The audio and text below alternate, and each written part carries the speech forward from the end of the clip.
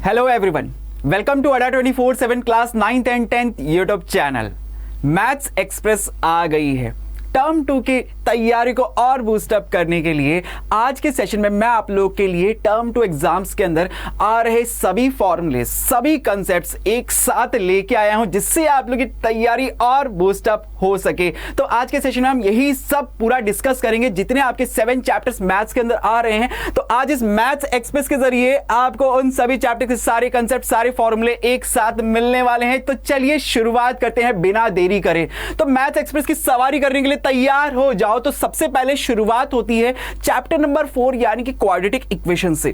तो पहला डब्बा जो है हमारा वो है क्वाड्रेटिक इक्वेशन का। तो इस चैप्टर के अंदर हमें क्या क्या पढ़ना होता है और कौन कौन से टॉपिक्स हैं, क्या क्या फॉर्मूलेज हैं, चलिए देख लेते हैं फटाफट से। तो क्वाड्रेटिक इक्वेशन चैप्टर की अगर हम बात करें तो सबसे पहले आपको यह पढ़ना होता है कि व्हाट इज क्वाड्रेटिक इक्वेशन, कि आखिर क्वाड्रेटिक इक्वेशन है क्या। तो क्वाड्रेटिक इक्वेशन एक ऐसी इक्वेशन होती है जिसमें वेरिएबल की पावर क्या होती है, हमेशा 2 होती है। वेरिएबल की हाईएस्ट पावर क्या होनी चाहिए, 2 होनी चाहिए। यानी कि कहें तो वेरिएबल की पावर कह लो या फिर degree of the equation is always 2। ऐसी इक्वेशंस को हम क्या कहते हैं, क्वाड्रेटिक इक्वेशन। और इसके स्टैंडर्ड फॉर्म जो हम रिप्रेजेंट करते हैं that is ax² + bx + c is equal to 0 के फॉर्म में। यहां पे a कभी भी 0 नहीं हो सकता, यह आपको ध्यान रखना है। और साथ ही a b c तीनों क्या होते हैं, रियल नंबर्स होते हैं। साथ ही अब ये तो बात हुई सबसे पहले किसकी, क्वाड्रेटिक इक्वेशन की। देन उसके बाद हमें ये पढ़ना होता है कि सर इसका सॉल्यूशन कैसे निकालते हैं। इसके सॉल्यूशन का मतलब होता है कि यहां पे जो वेरिएबल यूज हो रहा है दैट इज x। यहां पे जैसे इस इक्वेशन के अंदर वेरिएबल x है तो इसकी वैल्यूज फाइंड करना। आपको पता है क्वाड्रेटिक इक्वेशन की जितनी डिग्री होती है उतने ही उसके क्या होते हैं, रूट्स होते हैं, यानी कि कहें तो उसके सॉल्यूशंस होते हैं। ठीक है, तो सॉल्यूशन को फाइंड करने के 2 मेथड होते हैं। सबसे पहला मेथड होता है कौन सा, फैक्टराइजेशन मेथड। फैक्टराइजेशन मेथड के जरिए आप करते क्या हो, जैसे यहां पे एक एग्जांपल के लिए मैंने लिखा है कि एक क्वाड्रेटिक इक्वेशन ये लिखी हुई है और इसमें हम क्या करते हैं, ये जो मिडिल टर्म होती है ना इसको स्प्लिट करते हुए फैक्टराइज कर देते हैं। और ये जो इसके ये क्वाड्रेटिक इक्वेशन की जब हमने फैक्टर्स फाइंड आउट करे तो इनको एक एक करके 0 के इक्वल करके आप इसके रूट्स बता देते हो कि जैसे इस क्वाड्रेटिक इक्वेशन के रूट्स आए हैं 5 और 2। 5 और 2 तो ये क्या है, इसके रूट्स हैं, रूट्स कह दो या फिर इस क्वाड्रेटिक इक्वेशन के सॉल्यूशंस कह दो। तो ये पहला मेथड है that is factorisation method. Then इसके बाद आप एक और मेथड पढ़ते हो दैट इज क्वाड्रेटिक फॉर्मूला। और क्वाड्रेटिक फॉर्मूला के जरिए ही हम क्या करते हैं, एक क्वाड्रेटिक इक्वेशन के रूट्स का नेचर भी पता करते हैं। नेचर भी पता करते हैं कि सर ये जो रूट्स आए हैं ना, 2 रूट्स आएंगे एक क्वाड्रेटिक इक्वेशन के, तो वो दोनों रूट्स कैसे होंगे। हो सकता है दोनों रूट्स डिस्टिंक्ट हो, डिस्टिंक्ट एंड डिफरेंट हो सकता है वो दोनों रूट्स इक्वल हो। दोनों रूट्स जैसे यहाँ पे 5 और 2 है, मान लो सपोज 5 और 5 होता या 2 और 2 होता तो दोनों क्या होते, इक्वल होते। या फिर नो रियल रूट्स, 3 कंडीशंस बनती है तो वो किसके जरिए होती है कि सर उसको हम क्या कहते हैं, नेचर ऑफ रूट्स। तो अगर हम बात करें नेचर ऑफ रूट्स की, वो डिफाइन होता है किसके जरिए, क्वाड्रेटिक फॉर्मूले के जरिए। जो फॉर्मूला है हमारा, इसी फॉर्मूले को आप श्रीधराचार्य फॉर्मूले के नाम से भी जानते हो। फॉर्मूला आपका कहता है कि सर वेरिएबल जो x है इसके सॉल्यूशंस हम निकालने के लिए फॉर्मूला यूज करते हैं -b + (b² - 4ac/2a)। यहां a b c क्या है, ax² का कोएफिशिएंट, b x का कोएफिशिएंट और c क्या होता है, कांस्टेंट टर्म। ये क्वाड्रेटिक इक्वेशन की स्टैंडर्ड फॉर्म आपने पढ़ी है ना, इसके जरिए हम यहां पे वैल्यूज पुट करते हैं। अच्छा, अब इस फॉर्मूले के अंदर ये जो रूट के अंदर वैल्यू लिखी हुई है b² - 4ac, इसके जरिए ही आप क्या करते हो, क्वाड्रेटिक इक्वेशन के रूट्स का नेचर पता करते हो।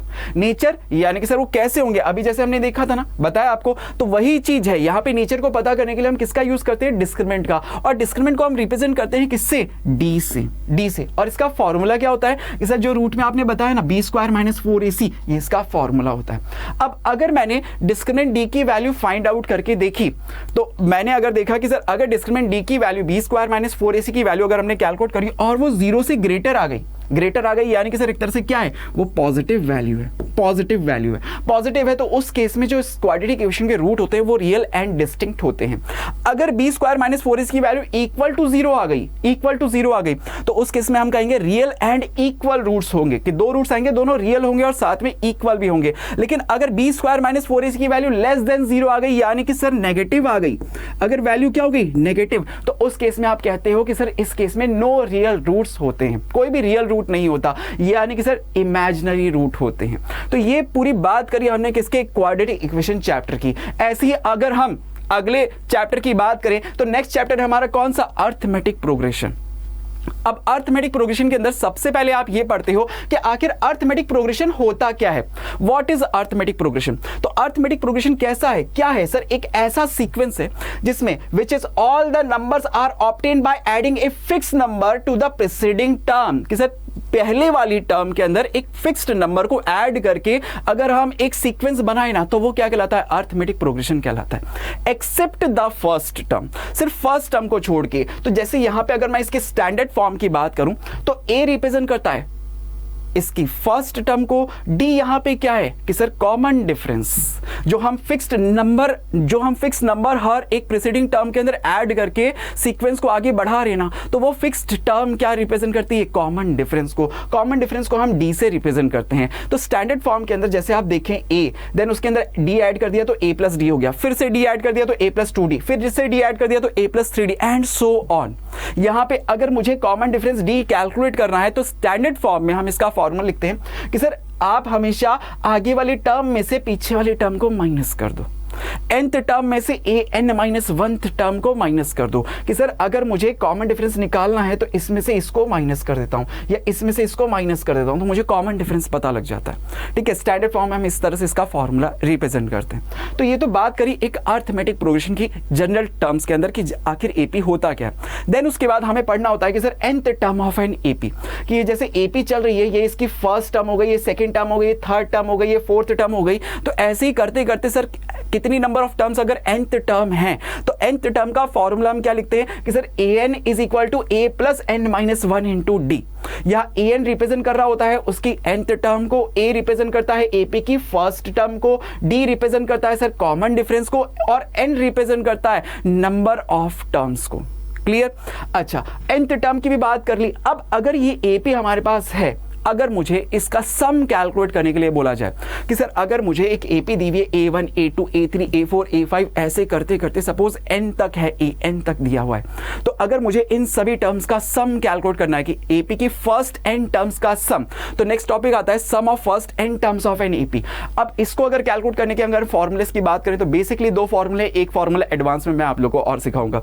तो n का फॉर्मूला हम दो फॉर्मूले पढ़ते हैं, Sn is equal to n/2। सबसे पहले तो ये ध्यान रखना कि Sn क्या रिप्रेजेंट कर रहा है, फर्स्ट n टर्म्स के सम को। ठीक है, जैसे an रिप्रेजेंट कर रहा था nth टर्म को, Sn रिप्रेजेंट करेगा सम ऑफ फर्स्ट n टर्म्स के सम को। तो फॉर्मूला हम क्या लिखते हैं, n/2 ब्रैकेट में 2a plus n minus 1 into D. और दूसरा फॉर्मूला क्या होता है, Sn is equal to n/2 bracket में a प्लस an रिप्रेजेंट कर रहा है कि सर लास्ट टर्म कह लो या सीक्वेंस की nth टर्म कह दो, कि अगर मुझे फर्स्ट n टर्म्स का सम निकालना है तो nth टर्म जो है ना वो मेरी लास्ट टर्म है। तो कई बार आपको बुक्स के अंदर यहाँ an की जगह l लिखा हुआ भी दिखेगा, तो उसमें कोई डिफरेंस नहीं है, वही लास्ट टर्म क्या है आपकी nth टर्म को भी रिप्रेजेंट करती है। ठीक है, एक और फॉर्मूला मैं आप लोगों को बताता हूं यहाँ पे कि अगर सपोज आपको सम गिवन हो और आपको nth टर्म कैलकुलेट करनी हो तो कैसे निकालते हैं हम, उसके लिए फॉर्मूला यूज करते हैं en is equal to Sn minus 1। इन सब फॉर्मूलेस के जरिए हम AP के सारे क्वेश्चंस को सॉल्व कर सकते हैं। तो मैं आज क्या कर रहा हूं, आप लोगों को एक सिंगल पेज पे आप लोगों को पूरे चैप्टर की समरी बता दे रहा हूं कि इस चैप्टर में से आपको ये टॉपिक्स, ये फॉर्मुलेज, ये कंसेप्ट्स आपको ध्यान में रखने हैं। क्लियर हो रहा है? तो अर्थमेटिक प्रोग्रेशन भी आपने फटाफट से दिमाग के अंदर सेट कर लिया, तो मैथ्स एक्सप्रेस की सवारी जबरदस्त चल रही है। तो देखिए अगला चैप्टर कौन सा है सवारी के अंदर, चैप्टर अगला आता है हमारा एप्लीकेशन ऑफ टिक्नोमेट्री का। तो एप्लीकेशन ऑफ टिक्नोमेट्री, कि सर टिक्नोमेट्री तो हम पहले पढ़ चुके थे, ठीक है, अब इसका एप्लीकेशन करना है। तो बेसिकली टिक्नोमेट्री का एप्लीकेशन जो यूज होता है वो किसमें होता है, हाइट एंड डिस्टेंस के अंदर। हाइट एंड डिस्टेंस एक एग्जांपल के जरिए समझाता हूं। जैसे सपोज यहां पे एक ये गर्ल है, ये किसी ट्री से सपोज किसी डिस्टेंस पे खड़ी है। अब इसके मन में ये आ गया कि इस ट्री की हाइट क्या है, तो वो टिक्नोमेट्री का एप्लीकेशन करेगी, टिक्नोमेट्री का यूज करेगी इसकी हाइट को कैलकुलेट करने के लिए। अगर वो उसके मन में आ गया कि मैं इस ट्री से कितनी डिस्टेंस पे हूं, तो वो उसमें भी टिक्नोमेट्री का यूज कर सकती है। इन सब के अंदर सबसे पहली बात, जब हमने टिक्नोमेट्री पहले भी पढ़ा था, तो टिक्नोमेट्री के अंदर हम टिक्नोमेट्री का एप्लीकेशन कब कर सकते हैं सर, टिक्नोमेट्री अप्लाई होती है only in A right angle triangle. किसके अंदर, सिर्फ एक राइट एंगल ट्रायंगल के अंदर। तो यहां पे अगर हम देखें तो सर ये जो गर्ल की आईज है, इस आईज से ग्राउंड के, ये जो ग्राउंड है, इस ग्राउंड के पैरेलल जो लाइन ड्रॉ होगी, ग्राउंड के पैरेलल जो यहां से लाइन ड्रॉ होगी, ये लाइन क्या कहलाती है, हमेशा हॉरिजॉन्टल लाइन। और ये हॉरिजॉन्टल लाइन इस ट्री के साथ और इस एंगल के साथ, लाइन ऑफ साइट के साथ, ये जो लाइन इसके आईज से निकल रही है, ट्री के टॉप को देख रही है, ये क्या कहलाती है? Line of site. ये तीनों मिलके क्या बना रहे होते हैं? एक राइट एंगल ट्रायंगल। तो राइट एंगल ट्रायंगल के अंदर जो एक्यूट एंगल होता है, उस एक्यूट एंगल के ऑपोजिट साइड क्या कहलाती है सर? परपेंडिकुलर। इस राइट एंगल के जस्ट ऑपोजिट साइड क्या कहलाती है? हाइपोटेनियस। और परपेंडिकुलर हाइपोटेनियस पता लग गया तो तीसरी साइड क्या होती है सर? बेस। बस इस तरह से हम ट्रिग्नोमेट्री का एप्लीकेशन करते हुए, अगर मुझे हाइट निकालनी है तो परपेंडिकुलर पता करूंगा, अगर मुझे डिस्टेंस निकालनी है तो मैं बेस को पता करूंगा। अकॉर्डिंग टू गिवन वैल्यूज हम यहाँ पे ट्रिग्नोमेट्री यूज करते हैं। ठीक है, तो ये हम बात करते हैं हाइट एंड डिस्टेंस की। डिस्टेंस कैलकुलेट कर सकते हैं ट्रिग्नोमेट्री के एप्लीकेशन के थ्रू। ओके, अब यहाँ पे जब एप्लीकेशन करते हैं तो इसमें दो और मोस्ट इंपॉर्टेंट पॉइंट्स आते हैं, that is angle of elevation and angle of depression. Angle of elevation और एंगल ऑफ डिप्रेशन क्या है, चलो इसको भी आप एक डायग्राम के जरिए समझो। कि जैसे सपोज कि एक आदमी आपको दिख रहा है, एक पर्सन यहाँ पे खड़ा है। अब ये पर्सन सपोज करो कि ग्राउंड पे खड़ा है। खड़ा कहाँ होगा सर? ग्राउंड के ऊपर होगा। तो ये ग्राउंड के ऊपर स्टैंड कर रहा है। अब अगर इसकी आईज गई ऊपर की तरफ, सबसे पहले अगर ग्राउंड पे जैसे मैं भी खड़ा हूं तो मेरी आईज से अगर मैं बिल्कुल हॉरिजॉन्टल लाइन पे देख रहा हूं तो जो ग्राउंड के पैरेलल लाइन निकल रही है ना, वो क्या कहलाती है? हमेशा हॉरिजॉन्टल। वो लाइन हमेशा क्या हो गई? Parallel line. ग्राउंड के, ये सर ग्राउंड है और इस ग्राउंड के पैरेलल जो आईज से लाइन निकल रही है ना, वो क्या कहलाएगी सर? हॉरिजॉन्टल। अब अगर मुझे आसमान में उड़ते हुए एरोप्लेन को देखना है, एरोप्लेन को देखने के लिए मेरे को क्या करना पड़ेगा? हॉरिजॉन्टल से ऊपर की तरफ देखना पड़ेगा। तो जब ऊपर की तरफ देखता हूं तो उस केस में मेरी लाइन ऑफ साइट जो है वो हॉरिजॉन्टल के साथ जो एंगल बनाएगी, that is called angle of elevation. ऊपर की तरफ जो एंगल बनेगा वो एंगल ऑफ एलिवेशन। लेकिन अगर मैं मेरी लाइन ऑफ साइट ये जो हॉरिजॉन्टल से नीचे की तरफ गई, अगर मैं ग्राउंड पे किसी ऑब्जेक्ट को देखना चाहता हूं तो उस पे जो मेरी लाइन गई, उस पे लाइन ऑफ साइट जो जा रही है वो नीचे की तरफ जा रही है हॉरिजॉन्टल से। कि सर हॉरिजॉन्टल लाइन तो ये रही, ये हॉरिजॉन्टल लाइन है, लेकिन लाइन ऑफ साइट अब नीचे की तरफ चली गई,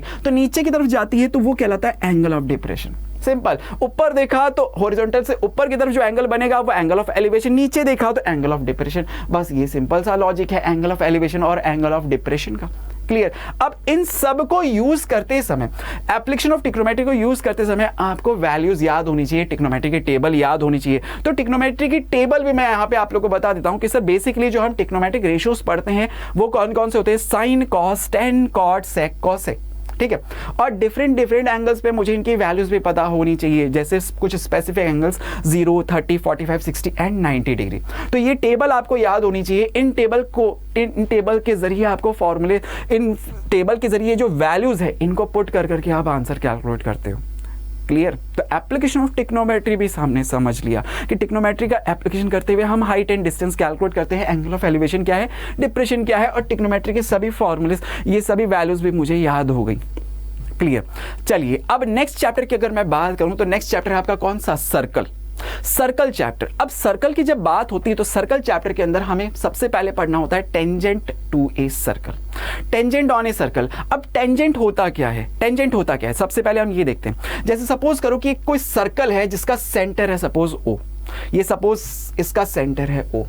अब इस सर्कल के जिस प्लेन में इस सर्कल है, इसी प्लेन में अगर कोई एक लाइन मैं ड्रॉ करूं कुछ इस तरह से जो इस सर्कल को एक सिंगल पॉइंट पे टच करते हुए चली जाए, एक सिंगल पॉइंट पे टच करते हुए जाए, तो वो लाइन क्या कहलाती है? टेंजेंट कहलाती है। कि जिस पॉइंट पे वो टच कर रही है, एक सिंगल पॉइंट के ऊपर वो टच करके जा रही है, सर्कल को सिर्फ एक सिंगल पॉइंट पे टच करके जा रही है, जस्ट टच करके जाए तो वो क्या कहलाती है? टेंजेंट कहलाती है। जिस पॉइंट पे वो टच करती है वो पॉइंट कहलाता है आपका point of contact. Point of contact, कि सर्कल और टेंजेंट का पॉइंट ऑफ कॉन्टैक्ट ये कहलाएगा। ठीक है, अब ये पॉइंट ऑफ कॉन्टैक्ट जो है, ये कहां पे? सर्कल की बाउंड्री पे। ये क्या है? सर्कल का सेंटर। तो अगर सेंटर को मैं इस पॉइंट ऑफ कॉन्टैक्ट से ज्वाइंट कर दूं तो ये क्या बताएगा कि सर पॉइंट ऑफ कॉन्टैक्ट तो सर्कल की बाउंड्री के ऊपर है, और बाउंड्री के किसी पॉइंट को सेंटर से अगर हम ज्वाइंट करते हैं तो ये रिप्रेजेंट करता है किसको? रेडियस को। ये रिप्रेजेंट करेगा इसकी रेडियस आर को। अब रेडियस आर और टेंजेंट, इनके बीच में भी एक रिलेशन होता है कि ये दोनों हमेशा एक दूसरे के क्या होते हैं? परपेंडिकुलर होते हैं कि tangent is always perpendicular to radius at point of contact. कि सर पॉइंट ऑफ कांटेक्ट पे ये जो टेंजेंट है ये रेडियस पे क्या होती है? हमेशा परपेंडिकुलर होती है। तो सबसे पहले हमने टेंजेंट ऑन ए सर्कल पे बात करी, इसके सारे कंसेप्ट हमने क्लियर कर लिए। नेक्स्ट इसके बाद अगर हम बात करें number of tangent on a circle, कि एक सर्कल पे कितनी टेंजेंट्स ड्रॉ करी जा सकती है, तो इसके बेसिकली 3 केसेस बनते हैं। पहला केस, फर्स्ट केस ये है कि पॉइंट कहां हो, सर्कल के अंदर हो, point is inside the circle, कि सपोज ये कोई सर्कल है और पॉइंट कहां है, सर्कल के अंदर है। अब एक पॉइंट से तो इनफाइनाइट लाइंस क्रॉस हो सकती है, अगर मैं इन इनफाइनाइट में से किसी भी एक लाइन को अगर मैं ड्रॉ करके देखूं तो वो क्या करेगी, सर्कल को 2 पॉइंट पे कट करते हुए जाएगी। और आपने अभी पढ़ा था कि सर टेंजेंट तो वो होता है जो सर्कल को सिर्फ टच करके निकल जाए, सिर्फ टच करके निकल जाए, अगर वो कट करके जा रही है तो फिर ये टेंजेंट नहीं होगी। तो इस केस के अंदर अगर पॉइंट सर्कल के अंदर लाई करता है तो इस केस में कोई भी टेंजेंट ड्रॉ नहीं हो सकती, ठीक है। अगर सेकंड केस की बात करें तो सर सेकंड केस होता है कि सर अभी पॉइंट कहां था, सर्कल के अंदर, अब पॉइंट कहां गया, कि सपोज ये सर्कल है और पॉइंट सर्कल की बाउंड्री पे आ गया, कि पहले अंदर था अब खिसक के कहां गया, बाहर आ गया। बाहर कहां, सर्कल की बाउंड्री पे, सर्कल की बाउंड्री पे। अब इस पॉइंट से तो इनफाइनाइट लाइंस क्रॉस हो सकती है, लेकिन उनमें से टेंजेंट क्या होगी, सिर्फ और सिर्फ एक लाइन होगी। तो इस केस में अगर सर्कल की बाउंड्री पे कोई पॉइंट है तो उस केस में कितनी टेंजेंट्स आप ड्रॉ कर सकते हो, ओनली वन टेंजेंट। क्लियर, हम यही तो पढ़ रहे हैं, number of tangent on a circle, कि एक सर्कल पे कितनी टेंजेंट्स ड्रॉ करी जा सकती है, ठीक है। थर्ड केस आपका ये होता है कि पॉइंट जो है अब सर्कल की बाउंड्री के बाहर हो, पहले अंदर था फिर बाउंड्री पे आया और अब कहां होगा, सर्कल ये रहा और पॉइंट कहां जाएगा, सर्कल की बाउंड्री के बाहर। अगर सर्कल की बाउंड्री के बाहर है तो इस केस में सर्कल पे 2 टेंजेंट्स ड्रॉ करी जा सकती है, 2 टेंजेंट्स ड्रॉ करी जाएंगे। और दोनों खास बात इसमें यह है कि सर 2 टेंजेंट्स तो आप ड्रॉ करोगे, सपोज कि ये पॉइंट ऑफ कांटेक्ट इसका, ये अगर एक्सटर्नल पॉइंट को मैं P कह देता हूं, इसे Q कह देता हूं और इसे मैं दूसरे पॉइंट ऑफ कांटेक्ट को सपोज R कह देता हूं, तो जो दोनों टेंजेंट है ना, ये दोनों टेंजेंट लेंथ में हमेशा इक्वल होती हैं। कि सर्कल के बाहर आउटसाइड में अगर कोई पॉइंट लाई करता है तो उस पॉइंट से सर्कल पे 2 टेंजेंट्स ड्रॉ होगी और दोनों की दोनों क्या होंगी, इक्वल भी होंगी।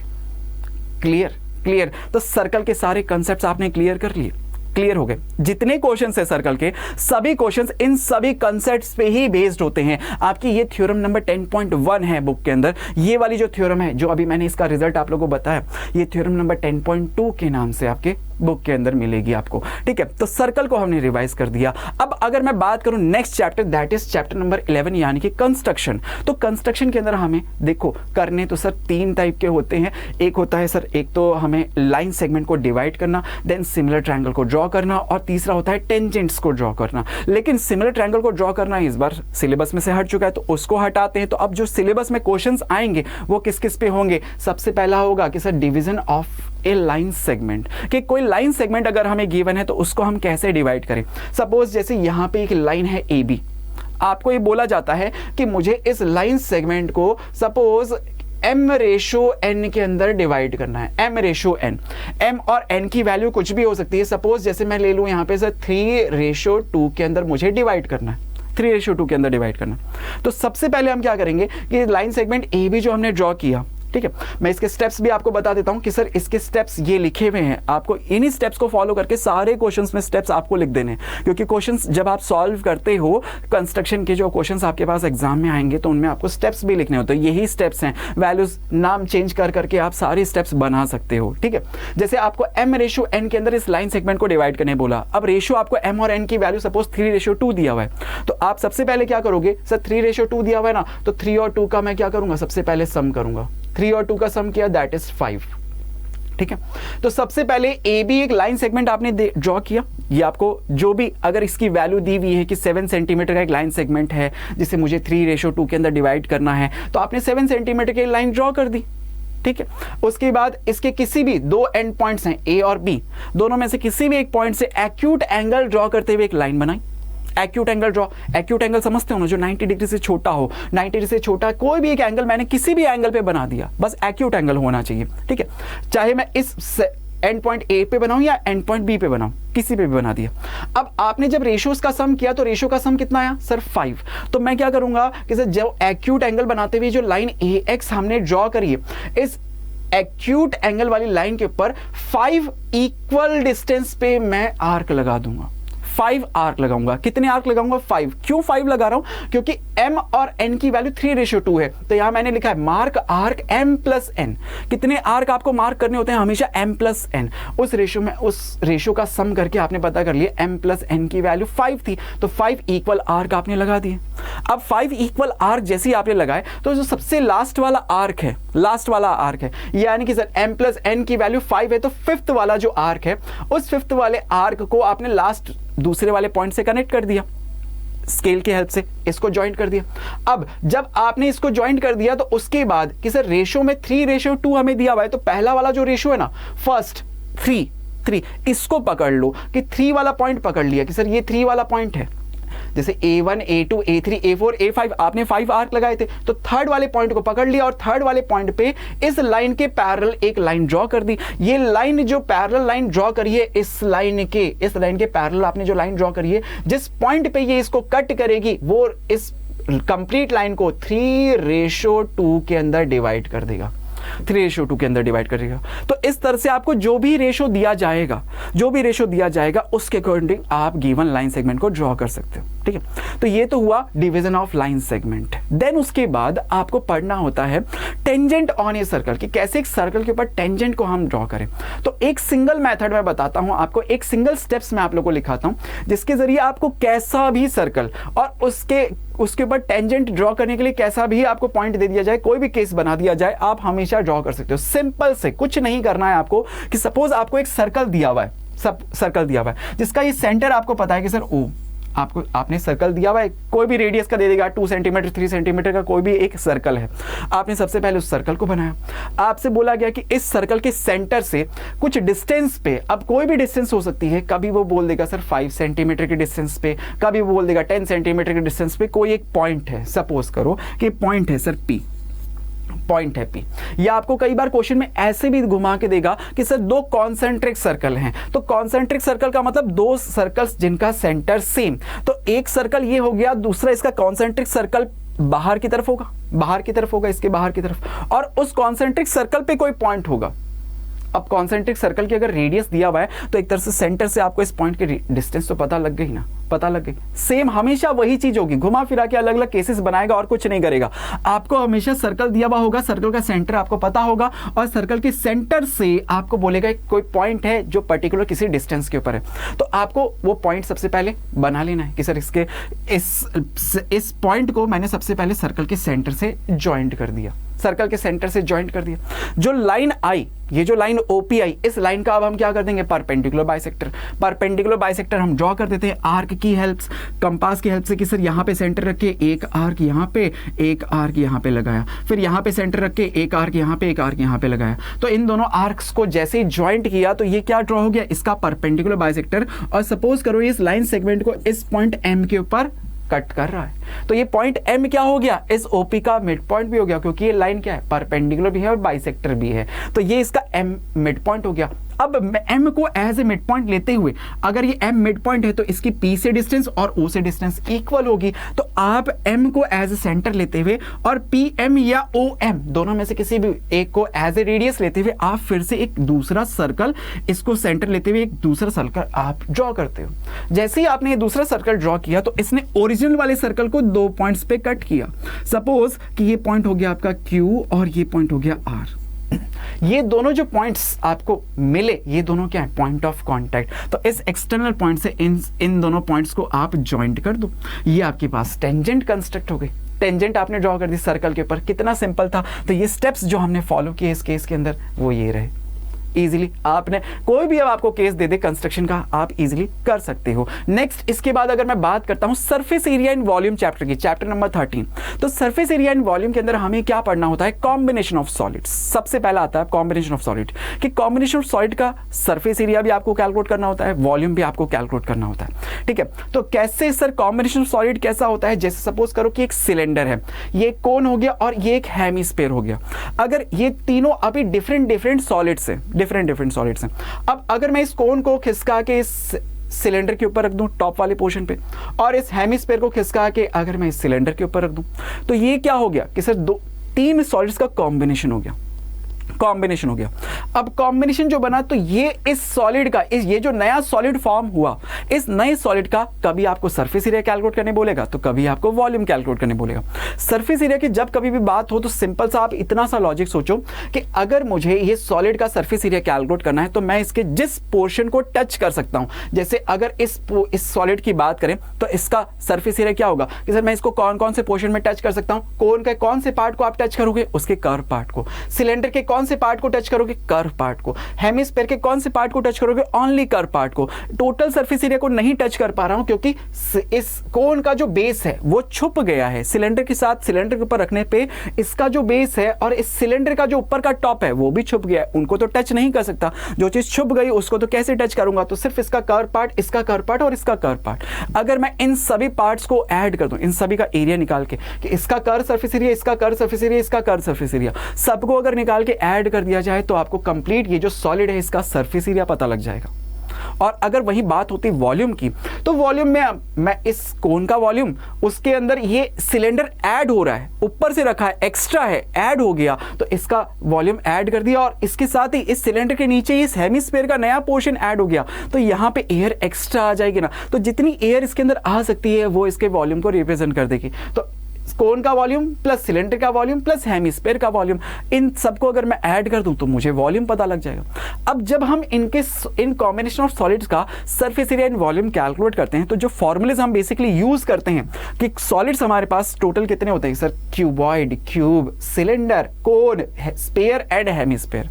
वॉल्यूम्स के फॉर्मूले क्यूबॉइड का L into B into H, length into breadth into height, cube का a cube, right circular cone cylinder का pi R square H, cone का होता है 1/3 पाई आर स्क्वायर एच और स्फीयर का 4/3 पाई आर क्यूब और hemisphere का उसका हाफ यानी कि 2/3 पाई आर क्यूब। अगर हम इसका लेटरल सरफेस एरिया या कर्व सरफेस एरिया बोले, lateral surface area, curve surface area बोले तो क्यूबॉइड के लिए फॉर्मूला 2h ब्रैकेट में L प्लस बी, वहीं क्यूब के लिए 4a स्क्वायर, सिलेंडर के लिए 2 पाई आर एच, कोन के लिए पाई आर एल, स्फीयर के लिए 4 पाई आर स्क्वायर और हेमिस्फीयर के लिए 2 पाई आर स्क्वायर। और जब हम टोटल सरफेस एरिया की बात करते हैं, जब कर्व पार्ट के अंदर हम टॉप और बॉटम का एरिया ऐड कर देते हैं तो वो क्या कहलाता है, टोटल सरफेस एरिया। तो टोटल सरफेस एरिया क्यूबॉइड का 2 ब्रैकेट में L into B into L, L into H plus B into H plus L into बी हम लिख देते हैं। क्यूब के लिए 6a स्क्वायर, सिलेंडर का pi are 2 pi are bracket में h प्लस आर लिख देते हैं। कोन के लिए पाई आर ब्रैकेट में L प्लस आर, स्फीयर के लिए 4 पाई आर स्क्वायर। इन सभी सॉलिड्स में से एक ऐसा सॉलिड्स ओनली स्फीयर है जिसका कर्व सरफेस एरिया और टोटल सरफेस एरिया दोनों इक्वल होते हैं। ठीक है, बाकी सब में थोड़ा सा डिफरेंस आ जाता है लेकिन इस स्फीयर के अंदर ही ओनली इक्वल होते हैं। हेमिस्फीयर के अंदर 3 पाई आर स्क्वायर उसका टोटल सरफेस एरिया आ जाता है। देन इसके बाद एक टॉपिक हमें यह भी पढ़ना होता है सरफेस एरिया एंड वॉल्यूम के अंदर कि कन्वर्जन ऑफ सॉलिड। तो हमेशा नोट करके रख लेना बच्चों कि जब हम सॉलिड को एक शेप से दूसरे शेप के अंदर कन्वर्ट करते हैं तो वॉल्यूम हमेशा उनका सेम रहता है। कि जैसे अगर मैं इस स्फीयर को अगर मैं कन्वर्ट करूं एक सिलेंडर के अंदर तो इनका वॉल्यूम हमेशा सेम रहेगा कि volume of sphere is equal to volume of cylinder.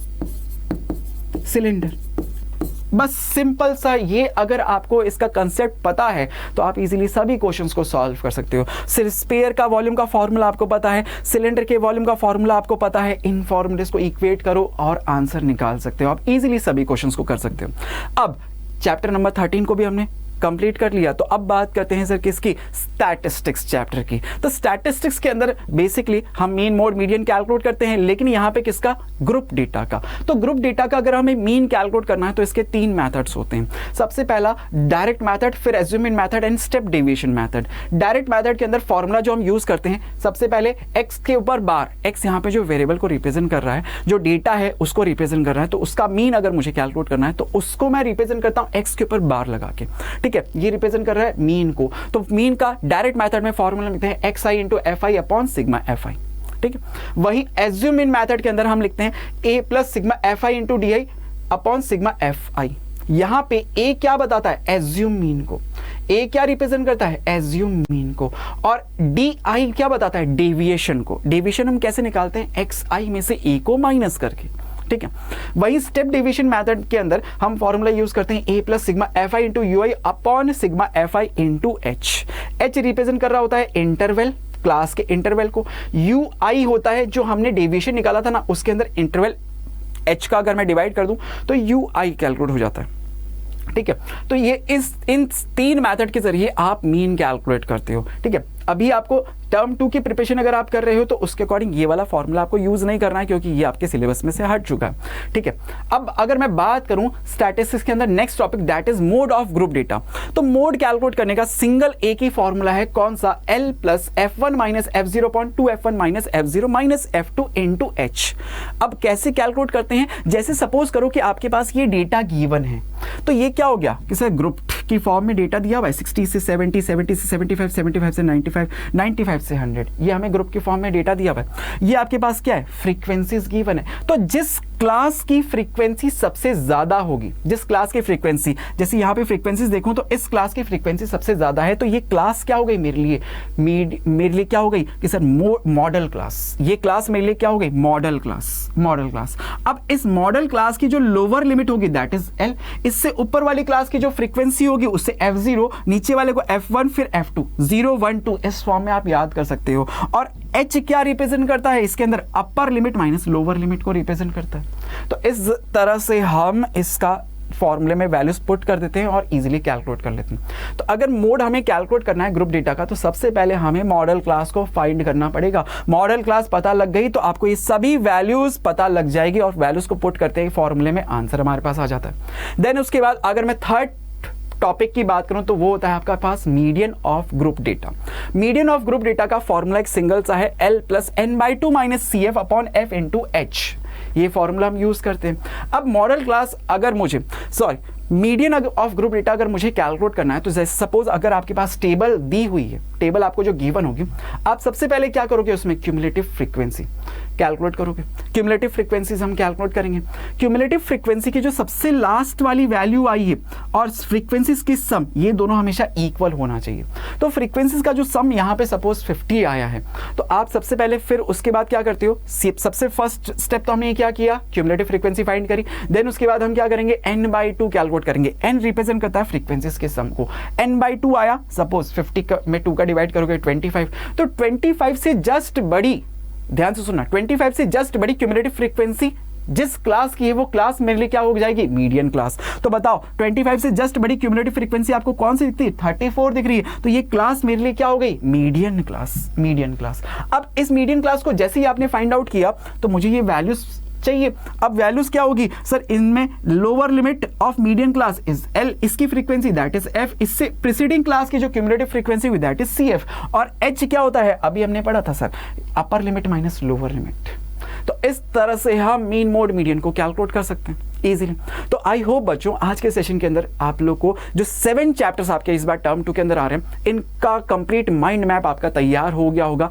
इन सब के जरिए एक ही सिंगल पेज के ऊपर आपके पास सारे फॉर्मूलेज हैं, हर एक चैप्टर के कंसेप्ट्स लिखे हुए हैं। ठीक है, तो इन सब के जरिए आप अच्छे से अपनी प्रिपरेशन को और रिवाइज कर सकते हो। डे टू डे आप अगर इनको देखते रहोगे तो आपके पास इजीली रिवीजन होता रहेगा। आई होप वीडियो आप लोगों के लिए बहुत हेल्पफुल रही होगी। कमेंट करके जरूर बताना कि आप लोगों को कैसा लगा ये, ठीक है, जरूर बताइएगा। आप लोगों के कमेंट्स का मैं वेट करूंगा। Thank you for joining with us. Thank you so much guys. Bye bye to all.